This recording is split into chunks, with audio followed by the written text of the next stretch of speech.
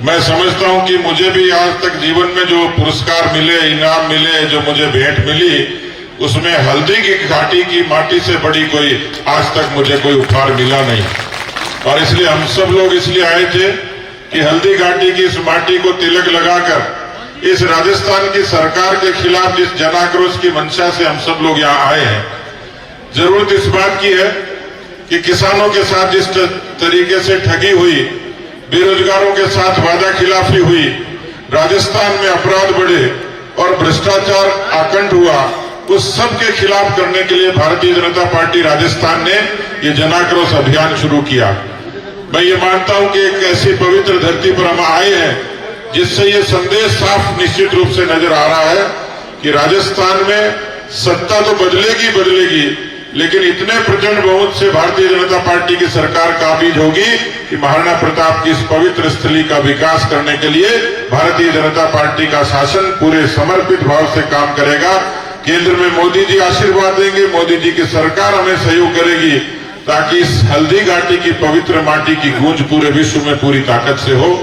मैं इस माटी को ले जाऊंगा, पूरे 200 विधानसभा क्षेत्र के कार्यकर्ता इससे तिलक लगाएंगे और हल्दी घाटी का तिलक केवल चमत्कार नहीं करेगा, कार्यकर्ताओं में इतनी ऊर्जा का संचार करेगा, इस अराजक सरकार को उखाड़ फेंकने का काम करेगा।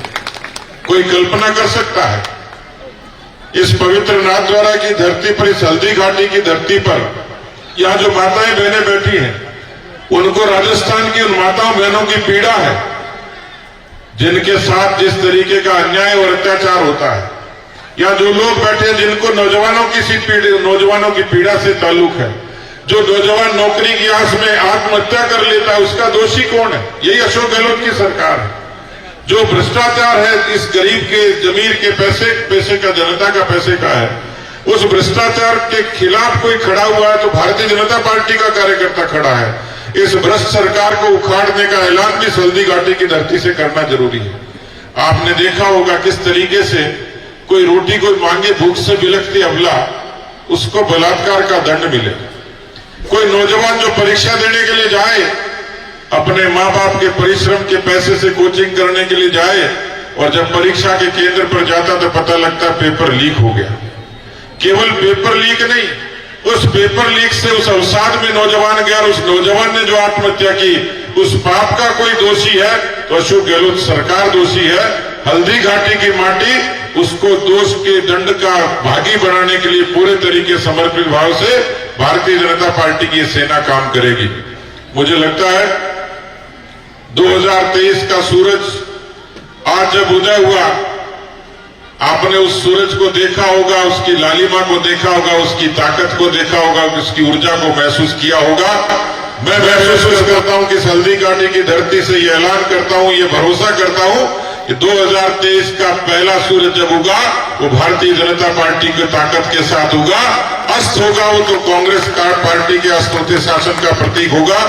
मैं पूरे विश्वास के साथ कहता हूं, हमारे सारे मोर्चे, पार्टी के मंडल के सभी लोग, पार्टी के सभी पदाधिकारी, सभी जनप्रतिनिधि, सभी विधायक, सभी पूर्व विधायक, सभी मोर्चों के जिला अध्यक्ष, सभी मोर्चों के हमारे मंडल अध्यक्ष, पूरी ये ताकत जब एकजुट होकर खड़ी होगी तो निश्चित रूप से केवल नाथद्वारा की यह चर्चा होती कि नाथद्वारा कमजोर है, नाथद्वारा में कामयाबी नहीं मिलती, लेकिन मुझे पूरा भरोसा है, सुरेंद्र सिंह जी ठीक कह रहे थे कि 303 दिन बाकी है।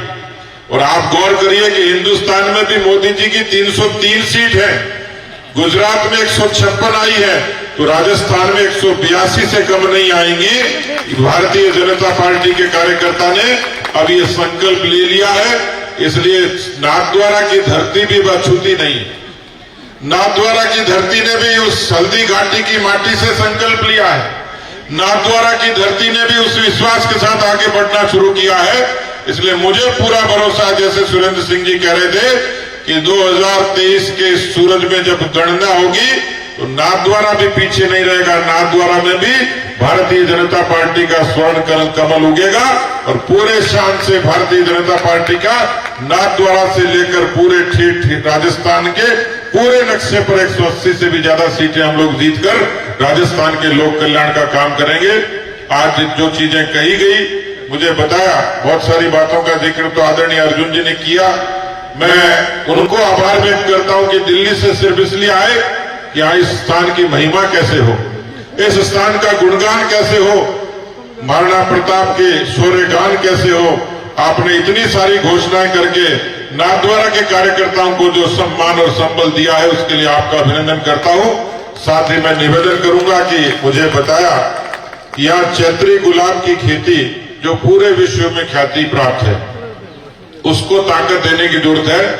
यदि चैत्री गुलाब की, चैत्री रोज की उस खेती को और ज्यादा ताकत मिले, दिशा मिले, रोजगार भी बढ़ेगा और इस पूरे क्षेत्र की तरक्की भी होगी, समृद्धि भी होगी।